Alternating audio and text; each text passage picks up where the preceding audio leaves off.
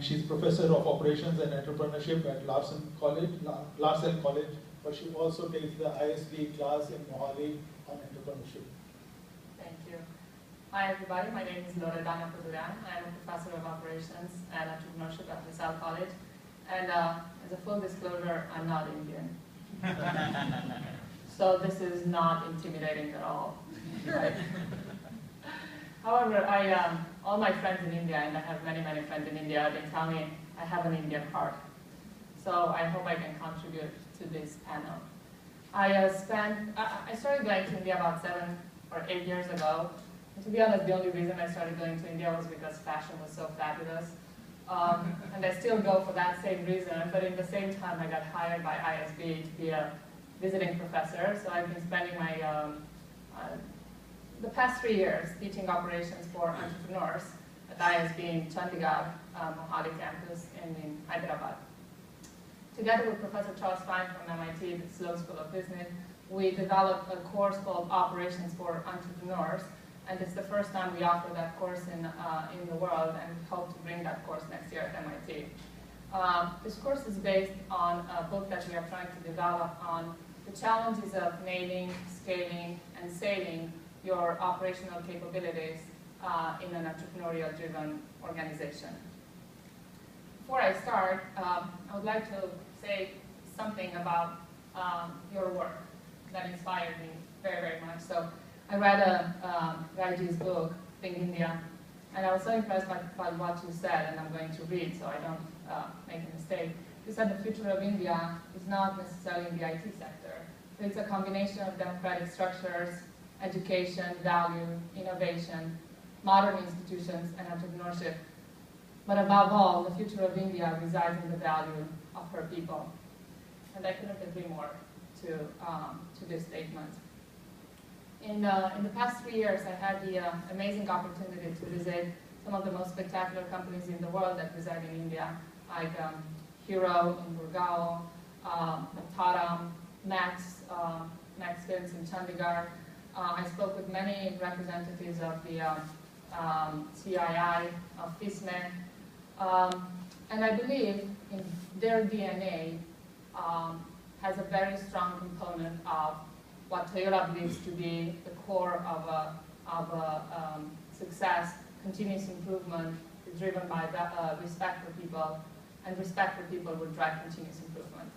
And I'm a strong believer that entrepreneurs in India might find a way out, might find a way to scale if they truly understand the concept behind these words. And I think our colleague here, Ulas, who is going to talk about his experience in GOP, and I have to say, since last night, he is my personal hero, and he has some amazing stories about his company. So these companies, that they have the DNA of respect for people that comes in many different dimensions, however, are not the majority of the companies in India that I've been experienced. So I visited over 20 small, medium enterprises, which I know is not a lot, considering that FISME believes that there are over 700,000 SMEs in India registered. And if I may, I would like to share some of the stories from visiting 3 of these companies. So I visited a company in Kolkata, a leather manufacturing company that I would like to talk about, a tire manufacturing company in Hyderabad, and the fertilizer manufacturing company in Muzaffarnagar. For those of you who have never been to Muzaffarnagar, you didn't miss much, but MIT is doing a big project with the Tata Center from Muzaffarnagar, so I think it's going to be the next Miami of India. We'll have to wait and see. So, it's not that bad, the food is good. So I have to acknowledge, and I know a lot of people talk about the institutional voids in India, and I acknowledge that. I know it's a problem on a very large scale. However, I would like to focus on the micro-enterprise in my talk. What I've noticed that all these family-owned companies had in common was the sense of pride and the sense of achievement of what they've been doing. And these are first or second gen, mostly first generation family-owned businesses. They were facing, interestingly enough, even though they come from a very broad spectrum of industries, they face the same problems. Inefficiencies, a very high labor turnover, and problems with transitions from a family to a professional managed company. But the most important thing that I thought they had in common was this concept of respect for people seemed to be missing. The translation of respect for people in their everyday practices seemed to be missing. Like I said, I'm a strong believer that Toyota's principle of respect for people and continuous improvement, they can be translated in every type of company. It doesn't matter if it's large or very, very small. And I also believe that if we don't utilize the minds of our workers, even if they are at the low end, and we only utilize their hands will be easily replaceable. So during one of the factory tours in Calcutta, the new CEO, who I have to admit he was my student at ISB, but only in the last semester, so I don't take full responsibility. He took me on a tour in a factory that we don't usually show our European customers. So it was a non-official factory, if you can call it like that.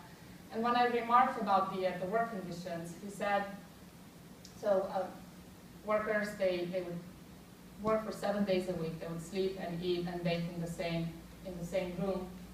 So when I said, well, if I remember correctly, we talked about respect for people, and we talked about the Ritz-Carlton, and we talked about, policies for improvement in the workplace. And he said, well, at least I don't tie them to the bench like a lot of my colleagues do. And that to me was a very painful response. In the same time, I went to Muzaffarnagar to a fertilizer company. Imagine that, being in Muzaffarnagar and go to a fertilizer company. Let's put fire on fire. And when I noticed, I told the CEO, I said, well, I don't think it's okay that your workers don't have any protection equipment. They use bare hands they touch with their bare hands via the fertilizers. He said, no, that's not a problem. So I said, okay, if that's not a problem for them, can I touch it? He said, no, you cannot touch it because you might not be that easily replaceable. So it might be a joke there, but it's a very, very sad one. And my last example was, I went to Hyderabad to a tire company, and the CEO didn't want to walk with me through the plant because he said, I can't afford to spend 15 minutes and breathe this air. So when all 3 and 20 and 45 people that I met, they all complain about the high turnover in their factories, and they all complain about the fact that their employees are not invested in the company's success. And the second they get 5 rupees more, they leave. Should we truly be that surprised? And I'm going to end with this. I have more stories about what we did for these people, but this is all I want to say for now. Thank you so much. Thank you so much. I'm sure